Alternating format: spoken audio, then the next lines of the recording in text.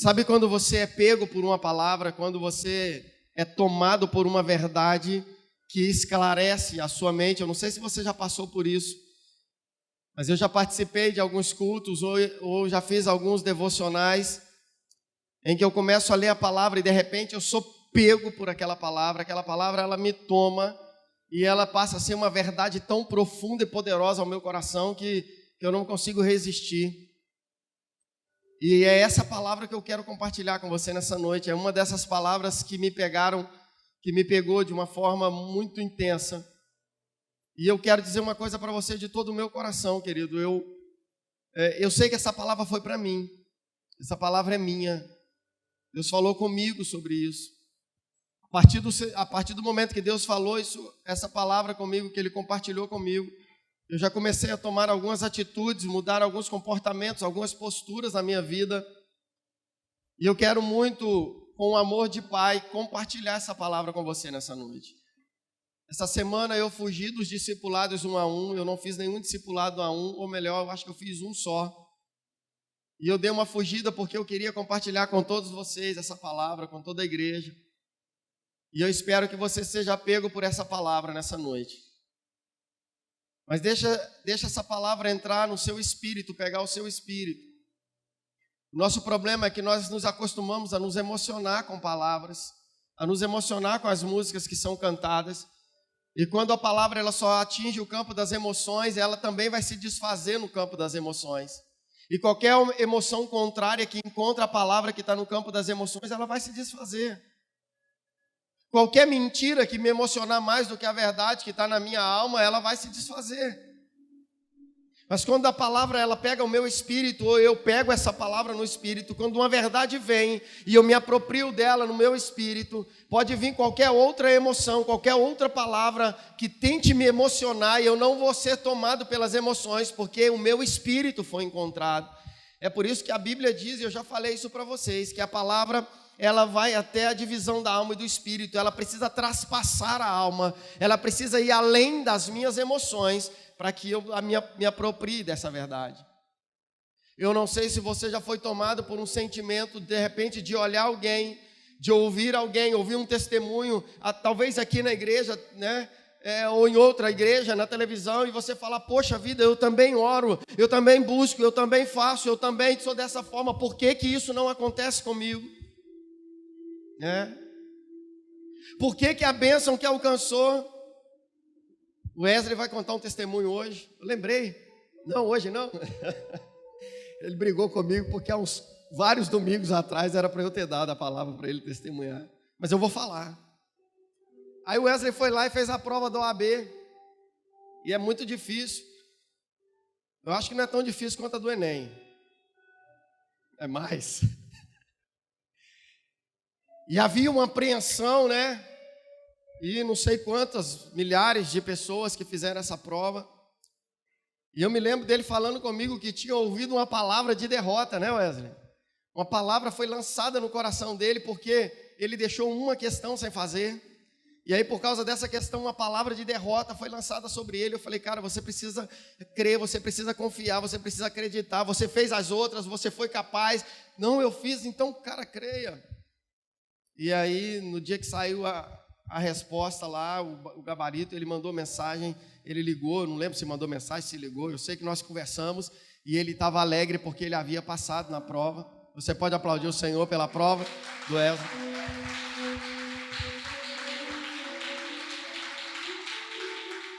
Eu só vejo um problema nisso, porque o Wesley é um cara muito metido, e agora ele está mais metido ainda.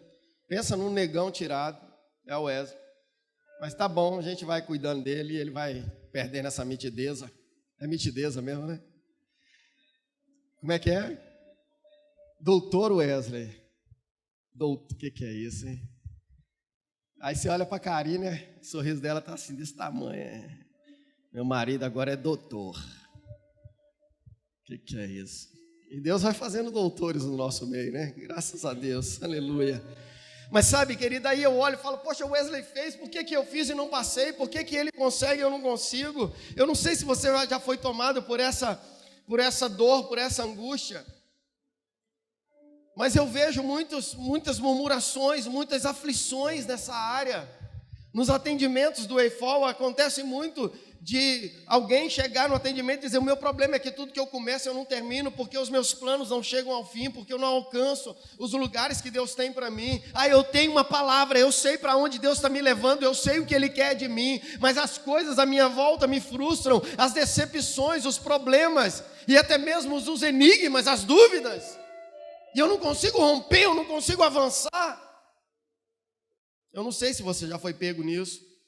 Ou então aquele sentimento de dizer: poxa, eu já falei tanto com Deus sobre isso, eu já me prostrei, eu já jurei, eu já fiz voto, eu já fiz campanha, nunca mais eu peco nessa área, nunca mais acontece isso na minha vida, nunca mais essa área da minha vida vai ser assolada. E daí a pouco você é pego sendo assolado naquela mesma área, naquela mesma situação, você é derrotado naquela mesma derrota.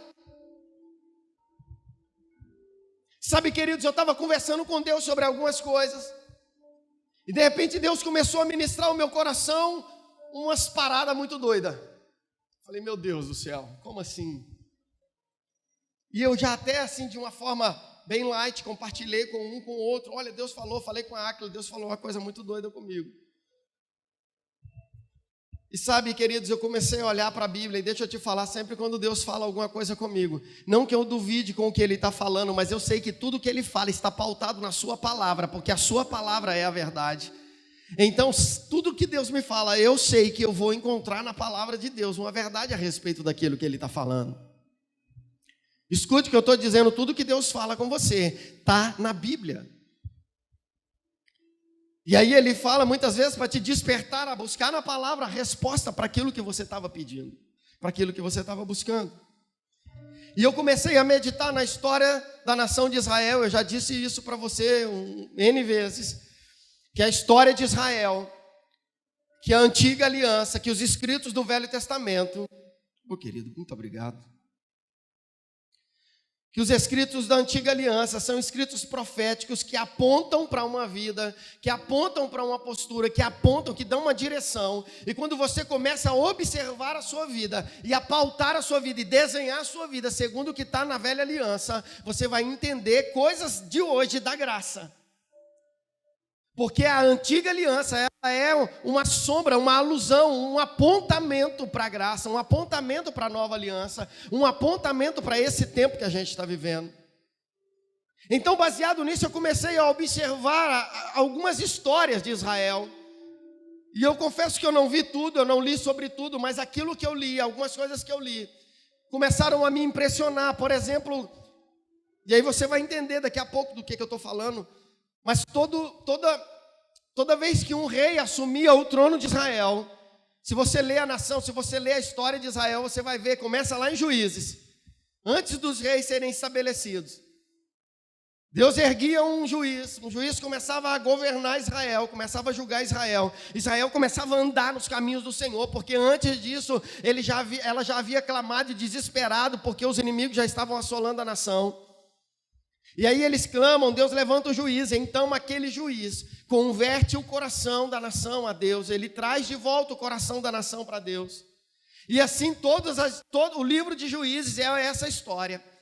Mas tanto em Juízes quanto no livro de Reis, e principalmente na história dos reis de Israel, toda vez que um rei assumia um lugar de trono, de governo sobre a nação, e o rei que havia antecedido aquele rei tinha sido um rei mau, um rei que tinha desviado da presença do Senhor e tinha construído altares a outros deuses, sempre a primeira postura daquele rei não era pedir perdão pelos pecados da nação, mas era ir lá e derrubar os altares aos deuses pagãos.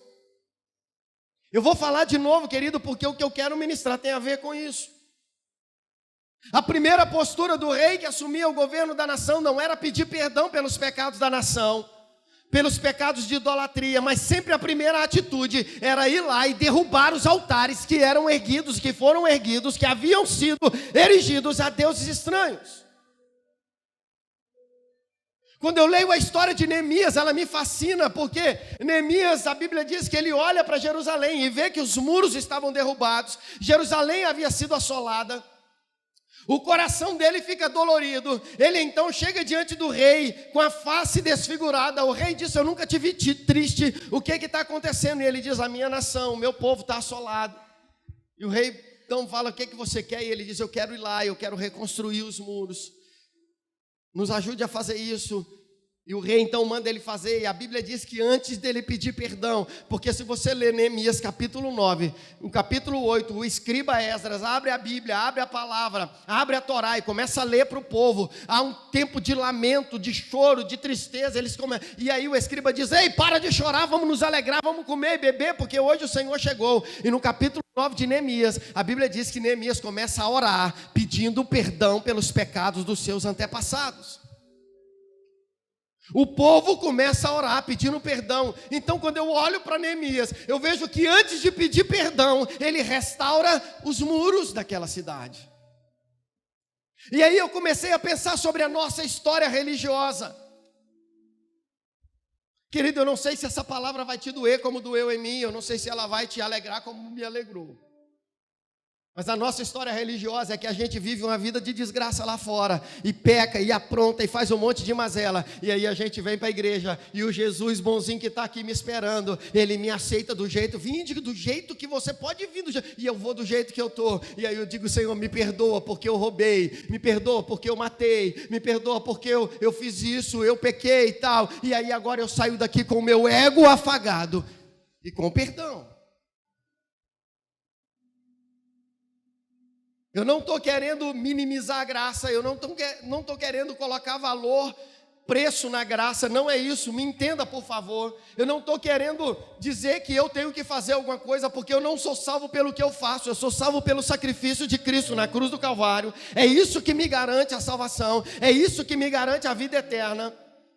Não adianta eu fazer boas coisas, caridades, boas obras para eu ser salvo. O que me salva é a graça. Pela graça sois salvos por meio da fé. E isso não vem de vós, é dom de Deus e pronto. Mas o que eu estou querendo dizer para você é que por trás de tudo existe uma vida e uma história que foi construída. Existem termos que foram quebrados, contratos que foram desfeitos, alianças que foram rompidas, pecados que foram cometidos e que precisam ser reparados. Eu quero falar nessa noite para você sobre remir lugares. Eu queria que você fechasse seus olhos e curvasse a sua cabeça.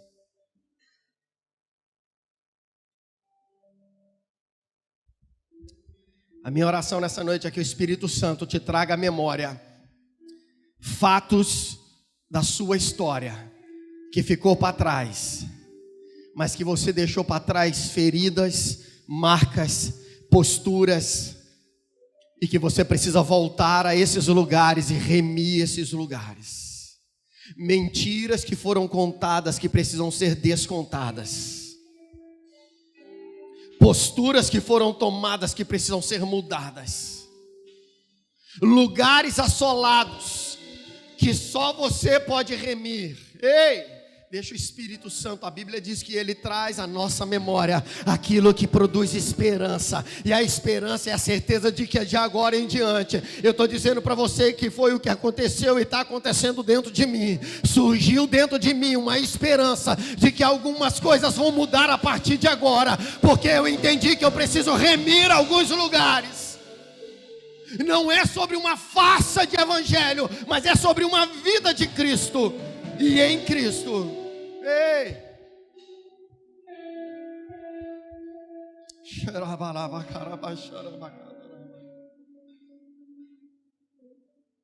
Oh. Entenda, querido, sempre que um rei assumia um trono, ele ia lá e quebrava os altares. A Bíblia conta uma história, eu quero ler com você. Abra sua Bíblia em 1 Reis, capítulo 18, versículo 21 em diante. Primeiro livro dos Reis, capítulo 18, versículo 21 em diante.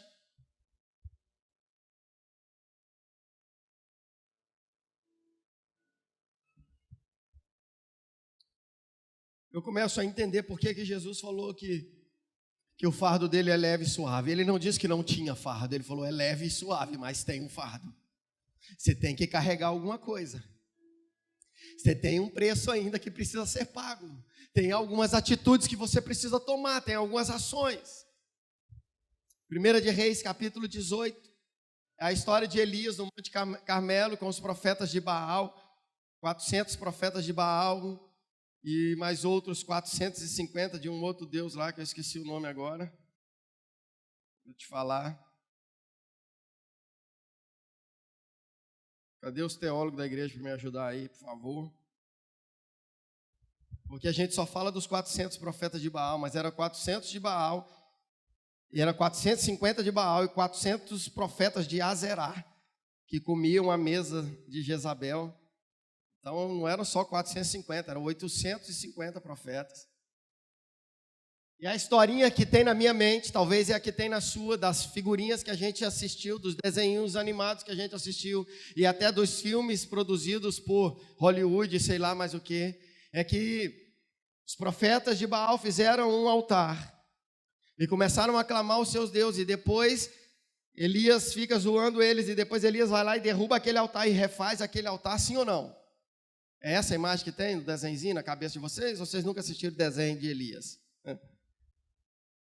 Hã? Você nunca viu? Muito antigo, né? O que você quis dizer com isso? Que é da minha época e não é da sua?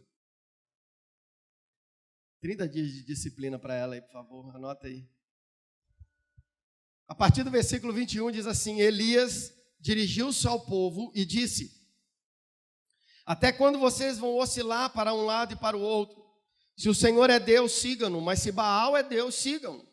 O povo, porém, nada respondeu. Disse então Elias: eu sou o único que restou dos profetas do Senhor, lembrando que ele estava enganado. Mas Baal tem 450 profetas. Tragam 2 novilhos, escolham eles um, cortem-no em pedaços e o ponham sobre a lenha, mas não acendam fogo. Eu prepararei o outro novilho e o colocarei sobre a lenha, e também não acenderei fogo. Escute, ao mesmo tempo ele propôs: vocês vão fazer uma oferta, vocês vão preparar uma oferta de sacrifício, e eu vou preparar outro. Então vocês invocarão o nome do seu Deus, e eu invocarei o nome do Senhor, e o Deus que responder por meio do fogo, esse é Deus. Então todo o povo disse: o que você disse é bom. E Elias disse aos profetas de Baal: escolham um dos novilhos, e preparem no primeiro, visto que vocês são tantos. Clamem pelo nome do seu Deus, mas não acendam fogo.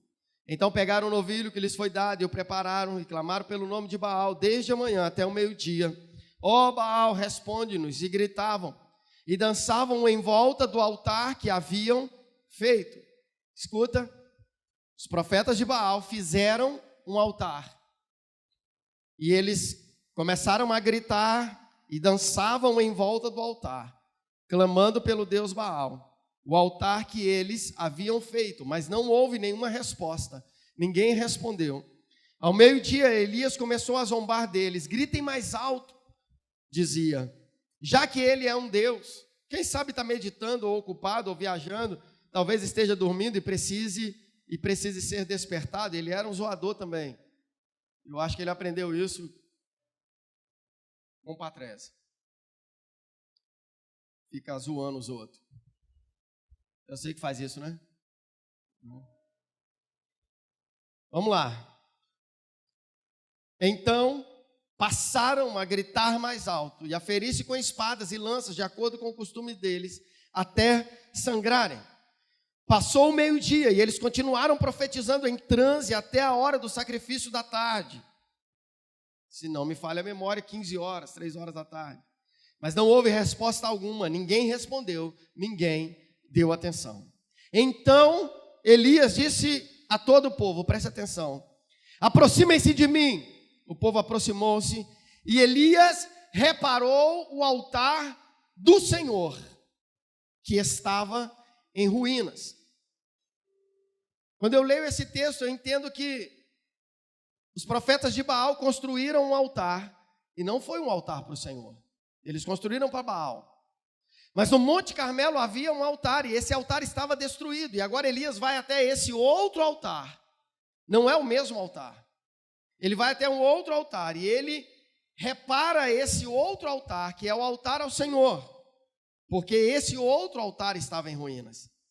Depois, apanhou 12 pedras, um para cada tribo dos descendentes de Jacó, a quem a palavra do Senhor tinha sido dirigida, dizendo-lhe: seu nome será Israel. E com as pedras, escuta isso, querido, construiu um altar em honra ao nome do Senhor, e cavou ao redor do altar uma valeta, na qual poderiam ser semeadas 2 medidas de sementes. Quando eu li esse texto, eu encontrei 3 altares aqui. Eu encontrei um altar construído a Baal, um altar que havia sido construído ao Senhor, mas estava em ruínas, e agora um novo altar construído por Elias. Mas antes de construir esse altar, a Bíblia diz, a história que nós lemos, conta que aqueles homens estavam nesse lugar, no Monte Carmelo, adorando a Baal.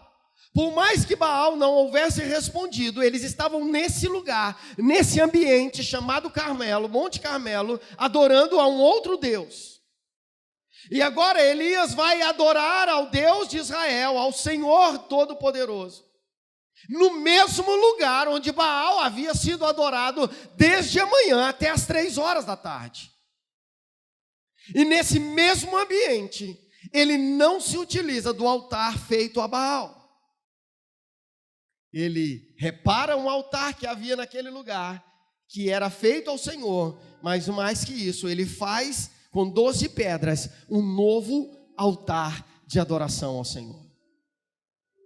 Você está entendendo? Sim ou não? Porque na minha cabeça, nos desenhos da minha época, Elias tinha refeito o altar que Baal tinha sido adorado. Sabe, queridos, e aí eu comecei a pensar nisso, eu falei: epa, tem uma verdade de Deus e tem uma revelação muito profunda aqui. Muitas vezes a gente vem em uma condição de mundo, de adorador a outros deuses, porque entenda, alguém está adorando deuses nesse momento. Uns estão adorando ao Senhor Deus Todo-Poderoso e outros estão adorando a outros deuses quaisquer, mas a vida é feita de adoração. Mesmo o ateu que não acredita em Deus, ele está adorando alguma coisa, talvez a sua própria consciência, ou o seu próprio entendimento, sua intelectualidade, ou até mesmo o seu ateísmo. Adoração é veneração constante e intensa. É admiração absurda.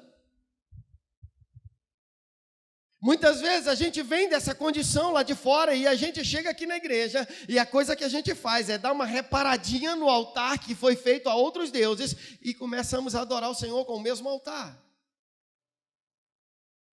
E não refazemos e não reconstruímos o altar perdido. Qual? O altar lá do Gênesis, do jardim, do lugar de encontro, do lugar de intimidade, do lugar de ansiedade da presença de Deus, de vontade, de desejo da presença de Deus. Eu não preciso desse altar, porque eu tenho o meu altar e eu mesmo construí o meu altar. E esse meu altar é suficiente. Agora eu passo a adorar o Senhor com o meu altar reparado. Mas quando eu vejo esse texto, eu começo a entender que os meus altares não são suficientes, ou melhor, eles não são dignos de serem altares de adoração ao Senhor. Eu preguei alguns domingos atrás sobre 2 Reis, capítulo 17. Quando Samaria foi invadida, lembra que eu falei das 5 culturas que foram estabelecidas? E uma 6ª cultura era uma cultura que adorava a Deus, mas também adorava a outros deuses. E aí eu fiz um paralelo com os 5 maridos que a mulher samaritana teve e o 6º que não era o dela. E quando você lê o texto, e eu pedi, eu falei, eu instruí, eu direcionei vocês, então quem me ouviu foi lá e estudou 2 Reis 17 e viu que lá, aqueles povos, eles começaram a se utilizar dos altares que Samaria havia construído. Eu quero dizer uma coisa para você nessa noite: o altar que você trouxe não é um altar de adoração ao Senhor. O altar que você carrega dentro de você não serve para Deus. O altar que você transporta e que você conquistou na sua vida distanciada do Senhor, e até mesmo aqui você conquistou estando em um contexto de vida, de igreja, de comunidade, mas esse altar ele não serve porque ele não foi construído para adorar ao Senhor. O altar que deve ser construído para adorar ao Senhor, ele tem que ser um altar próprio para Ele. Não adianta eu escolher e construir, resolver altares, não. Eu quero dizer para você nessa noite, a primeira coisa é que o seu altar não serve para o Senhor. Se no seu altar você já adorou outros deuses, ele não é do Senhor. Por isso que a Bíblia diz que Deus ele é único e ele não aceita, ele não divide, ele não reparte a sua glória. Ele não aceita ser compartilhado como Deus, não, é porque ele é o único. Antes dele, nem depois dele, nunca houve. Amém? O que Elias fez? Ele remiu aquele ambiente. Escuta. O ambiente onde Baal havia sido adorado, o ambiente onde Baal havia sido cultuado, ele agora vai cultuar o Senhor, mas ele não cultua da mesma forma que os Baalins estavam cultuando, ele não cultua da mesma forma que os adoradores de Baal, ele cultua de uma forma diferente, porque agora ele refaz, ele reconstrói, ele repara o altar ao Senhor, e ele faz um novo altar dizendo, esse agora é o meu altar, e com o meu altar eu vou te oferecer um sacrifício, e ele coloca o sacrifício sobre aquele altar. E aí você sabe o restante da história, ele começa a orar e diz, se eu sou servo do Senhor, me responde com fogo. E antes que ele terminasse de orar, o fogo veio e lambeu e queimou, e, enfim, o Senhor foi exaltado ali. Por quê? Porque o altar que foi feito, que foi erigido ali, foi um altar ao Senhor. Sabe o que eu paro para pensar nisso? Eu disse para vocês sobre algo que Deus falou comigo um tempo atrás e que me deixou em crise quando eu estava no meu momento a sós com Ele. E Ele falou, David, eu preciso que você dê mais de você para mim. Eu falei, mas onde? O que mais o Senhor quer que eu faça? E eu entrei em crise porque eu falei, eu achava que eu já estava fazendo tudo e Deus está querendo mais de mim. E aonde eu vou encontrar mais para dar ao Senhor? O que mais que eu tenho que fazer? E eu comecei a entrar em crise e de repente o Senhor começou a me mostrar o caminho, me mostrar a direção e onde Ele queria mais de mim. E quando essa palavra veio ao meu coração, eu comecei a entender, porque existem áreas da minha vida que eu uso altares que foram construídos a outros deuses, e eu estou ali adorando o Senhor como se tivesse tudo bem, como se tivesse tudo bacana, e eu estou rendendo louvores ao Senhor naqueles altares. Ele está dizendo, por favor, David, faça um novo altar, eu quero que você me adore, mas em espírito e em verdade, construa um novo altar, erga um novo altar para mim. Esse aí não me serve. Não, mas esse está no mesmo lugar. Pois é, então faça um novo altar para que esse lugar, esse ambiente seja remido, para que esse ambiente seja restaurado. Deixa eu dizer para você uma coisa, querido, muitas vezes Deus não quer te tirar do lugar, Ele só quer que você comece a adorá-lo de verdade. Muitas vezes Deus não quer que você mude, que você transforme, senão Ele só quer que você erga um novo altar para Ele. Porque o altar que você está adorando é um altar que foi construído para outras coisas, para o desejo do seu coração, para a vontade de crescer na vida, para conquistar coisas, o seu casamento, o seu dinheiro, a sua postura, não sei. Foi um altar ao seu talento, à sua nobreza, à sua riqueza, à sua família, nos seus filhos, não sei. Deus pode até dizer para você, bacana esse altar te serviu por um tempo, mas agora está na hora de fazer um novo altar para mim. Porque o altar do Senhor, ele tem que ser particular. Quando eu estava pensando nisso, querido, o Senhor me levou uma palavra, eu nem anotei aqui, veio aqui agora na minha mente, porque eu estou me lembrando do momento em que eu estava com Ele e Ele estava me falando isso. E Ele me levou, se não me falha a memória, no livro de Isaías, quando Ele me chama de fonte selada, jardim secreto, povo exclusivo de Deus. Você sabe o que é exclusividade?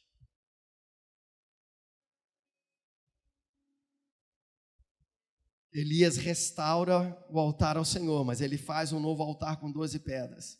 No mesmo ambiente onde Baal estava sendo adorado, no mesmo monte, Elias está remindo aquele lugar. E aí eu fui pego numa palavra. Jesus está indo para a cruz, preste atenção nisso. Está chegando a hora da sua morte. A Bíblia diz que ele pega alguns discípulos mais chegados e ele sobe a um lugar chamado Getsemane. Ele põe os discípulos e diga: ficam aqui orando, eu vou ali mais adiante. E se você não sabe, Getsemane é um jardim. Diga comigo assim: Getsemane é um jardim. Ele vai para aquele jardim, para aquele lugar, para aquele jardim chamado Getsemane. E a Bíblia diz que ele começa a orar. E enquanto ele está orando, Lucas conta que ele começa a suar sangue, porque a sua aflição se torna tão grande. E ele faz uma oração, e ele diz: Pai, se possível, passa de mim esse cálice. Querido, preste atenção nisso. Ele está dizendo: há um desejo no meu coração, Pai. E o desejo que está no meu coração é não sofrer o que eu vou sofrer. Se possível, me tira dessa dor. Se possível, passa de mim esse cálice. Todavia, ele diz: então, Senhor, eu estou dizendo para você o que está aqui dentro do meu coração, o desejo que tem em mim. Mas todavia não seja conforme o desejo do meu coração. Todavia não seja como eu quero, mas como tu queres. Ah, pastor, o que isso tem a ver? Eu vou te dizer. Gênesis capítulo 3, versículo 6. A Bíblia diz que a mulher estava no jardim. Onde a mulher estava? Onde a mulher estava? Fala bem alto. Onde Jesus estava? Onde Elias estava? Não, não era no jardim não, era no Monte Carmelo. Ele estava num ambiente que havia sido corrompido pela adoração a Baal. Elias. Agora ele refaz o altar ao Senhor. Ele faz um novo altar. Ele agora oferece um sacrifício no mesmo ambiente ao Senhor. Ele está remindo aquele ambiente. Jesus está no Getsemane, num jardim. E agora, quando eu olho para Gênesis, eu vejo a mulher no jardim. A Bíblia diz assim: quando a mulher viu que a árvore parecia agradável ao paladar, era atraente aos olhos, e além disso, desejável para dela se obter discernimento, tomou do seu fruto, comeu e deu a seu marido, que comeu também. Preste atenção, querido, em nome de Jesus. No jardim onde a mulher peca pelo desejo do coração dela, por uma vontade que brota no coração dela, num jardim agora, Jesus está remindo esse lugar, esse ambiente, e dizendo: do mesmo jeito que o homem pecou pelo desejo do seu coração, nesse lugar, nesse ambiente, eu abro mão do meu desejo, para que a tua vontade se cumpra. Isso é remir lugares.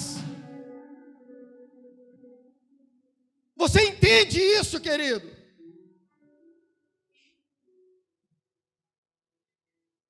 Não adianta eu começar a disfarçar e achar que está tudo bem. Existem lugares que você vai ter que voltar lá e remir esses lugares. O que é remir? É fazer o contrário.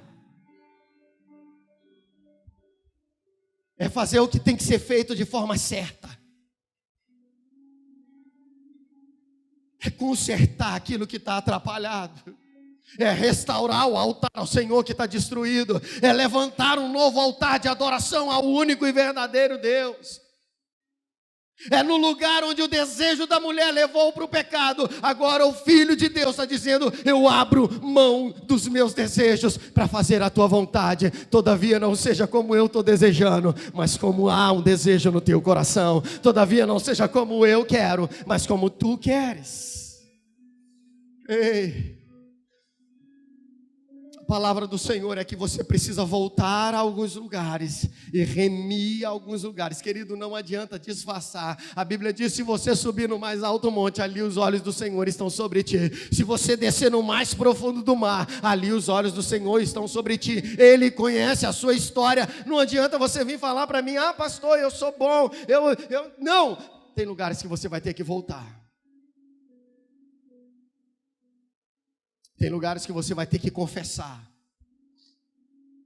Tem lugares que você vai ter que remir. Eu lembro, cadê o Desson? Cadê o Desson? Foi arrebatado? Oi? O Desson não estava aqui? Ou eu sonhei com ele?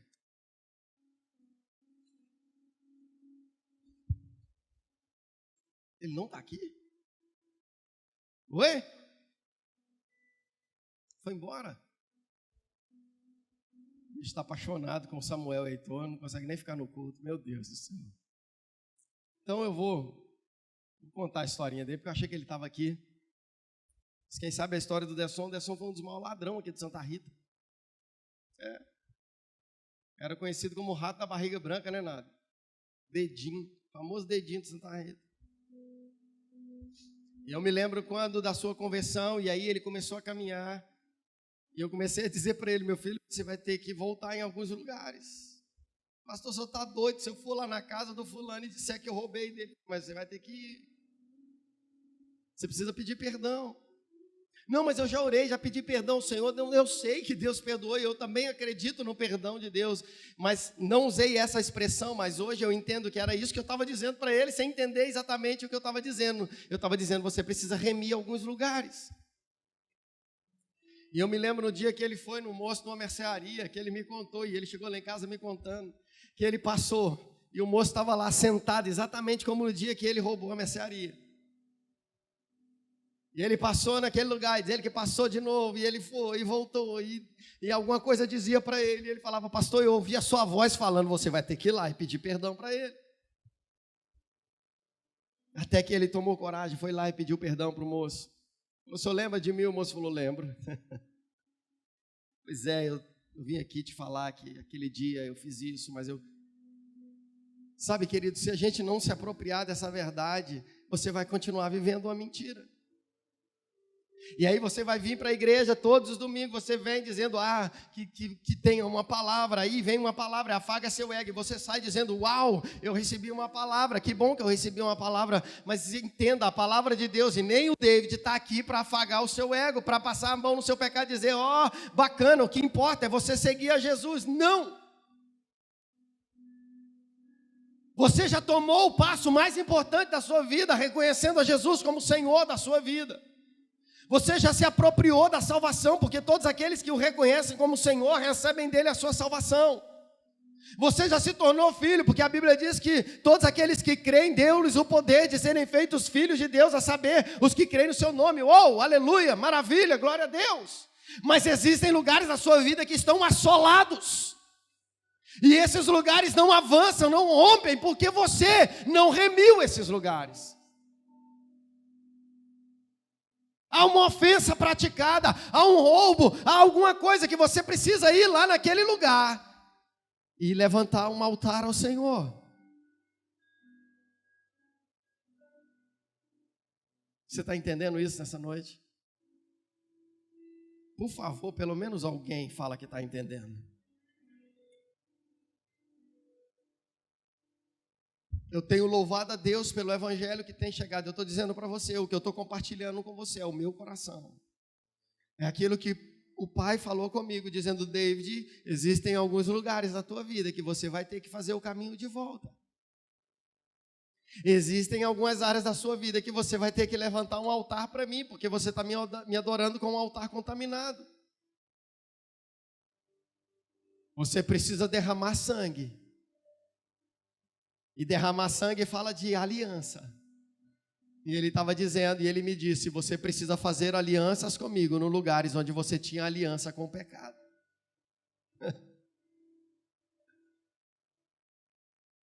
Eu atendi uma pessoa há poucos dias. E ela falou para mim assim: pastor, eu tenho um problema. E o meu problema é que toda vez que eu vou no tal cômodo da minha casa, eu peco.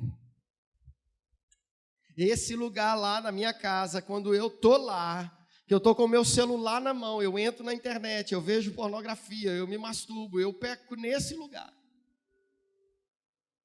E aí eu fui conversando e a gente atendeu e a gente foi identificando as coisas, mas no final eu falei com ele: agora eu quero te passar um dever de casa. Você vai voltar nesse lugar, lá nesse lugar, nesse cômodo da sua casa. E de preferência não leve seu celular, deixa ele do lado de fora. E quando você entrar nesse lugar, você vai dobrar os seus joelhos e você vai orar nesse lugar. Você vai consagrar a sua vida ao Senhor nesse lugar. Você vai remir esse lugar de pecado. Você vai levantar um altar ao Senhor nesse lugar de pecado. Querido, essa palavra, ela me encontrou, porque eu comecei a olhar algumas áreas da minha vida que eu preciso voltar, que eu preciso remir, que eu preciso levantar altares, e eu quero que você pense nisso nessa noite. Quais são as possíveis áreas da sua vida que você precisa remir? Quais são as possíveis áreas da sua vida que você vai ter que voltar atrás e fazer de novo, e agora da forma certa? Você pode se colocar de pé, eu quero orar com você.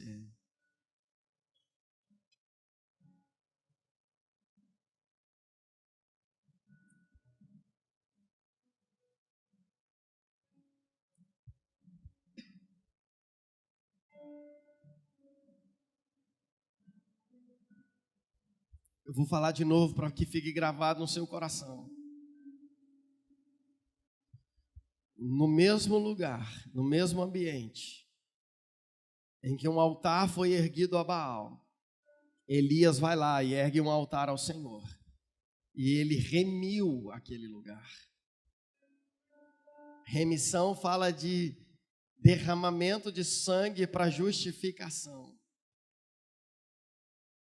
A mulher pecou no jardim ela desejou no seu coração, e o desejo do coração dela a levou a pecar. A Bíblia diz que ela pegou do fruto, comeu e deu ao seu marido. Mas não era um ambiente onde a presença de Deus estava lá, tudo Lembra quando eu preguei para vocês sobre esconder de Deus em Deus? Eu vi uma postagem, acho que foi a Karine que postou essa semana lá no Facebook dela. Eu não vou mais me esconder nas árvores, alguma coisa assim. Não se esconda nas árvores do jardim, não se esconda de Deus em Deus. No mesmo lugar que você acha que está tudo tranquilo, é nesse lugar que você precisa consertar algumas coisas, remir algumas coisas. É quando a Bíblia fala, por exemplo, da fidelidade nos dízimos e ofertas, e aí a pessoa deixa de dizimar, deixa de ser fiel ao Senhor, e depois ele vai lá e fala: Senhor, me perdoa, porque tem 10 meses que eu não dizimo, mas hoje eu vou dizimar, tá? Só que a Bíblia fala sobre oferta de remissão, oferta de... Esqueci a palavra. Como é que é, Gilmar? Não.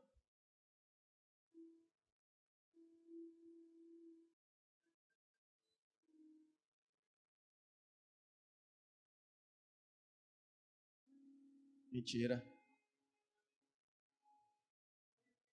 O povo está alinhado mesmo. Oferta é como se fosse uma oferta de reparação. De restituição. Ah, Senhor, me perdoa, porque tá, eu te perdoo, filho, mas tem um caminho de volta que você precisa corrigir. Tem um altar que você fez e você precisa fazer um novo altar. Tem um caminho de volta que você precisa fazer. E aí eu vou te falar uma coisa muito doida. Ah, pastor, então eu vou fazer uma campanha de 40 dias no monte, porque os demônios, os espíritos malignos... Não, eu não estou falando de demônios, eu não estou falando de espíritos malignos, eu estou falando de você. O problema não é a guerra espiritual. Elias, quando estava ali, ele não estava numa guerra espiritual, ele estava numa guerra intelectual, para saber quem era o verdadeiro Deus. Aí o Deus que responder de forma espiritual, esse é o verdadeiro Deus, mas a luta era na mente. Vocês acreditam em Baal, eu acredito em Jeová, então vamos ver quem é o verdadeiro Deus. Quem é o verdadeiro Deus? Aquele que responde com fogo. A sua maior guerra não é contra demônios, querido, é contra a sua mente. O que você pensa, as suas convicções, os seus achismos.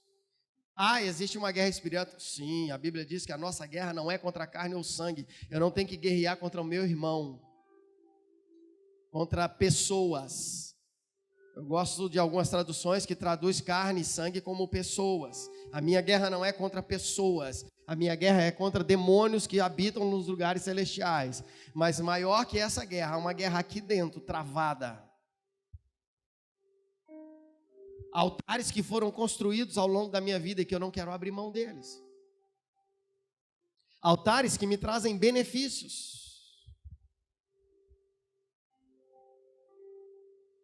Mas nessa noite eu quero orar com você e eu queria que houvesse rendição. Quando o Senhor me falou isso, o que eu fiz foi exatamente isso. Eu me dobrei e eu me rendi e eu falei, Senhor, me mostre agora, me leve, eu quero ir nesses lugares, eu quero ir fisicamente, eu quero ir espiritualmente em cada lugar que precisa ser remido, e eu sei que só há uma coisa que pode remir, é o sangue de uma aliança, e esse sangue já foi espargido sobre a minha vida e sobre a sua vida, que é o sangue de Jesus vertido na cruz do Calvário. Eu conversei com uma pessoa que ele tinha pecado contra uma filha, ele tinha tentado tocar na filha. Uma criança, um pai que tinha tentado tocar na... Escuta isso.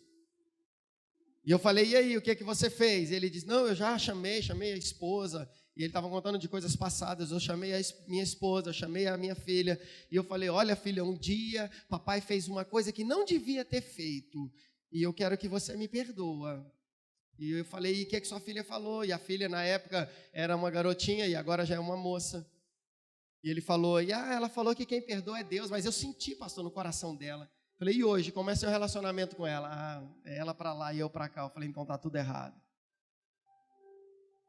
E eu disse para ele, você vai lá na sua filha, vai chamar ela, chama a sua esposa como testemunho, vai dizer, um dia, filha, eu toquei no seu corpo, eu tentei fazer aquilo que eu nunca deveria ter feito como pai, eu quero te pedir perdão, mas hoje eu quero te dar um abraço, e um abraço de pai, eu quero te tocar, mas como um pai toca, eu quero que você sinta os meus braços te envolvendo para te dar segurança e paternidade.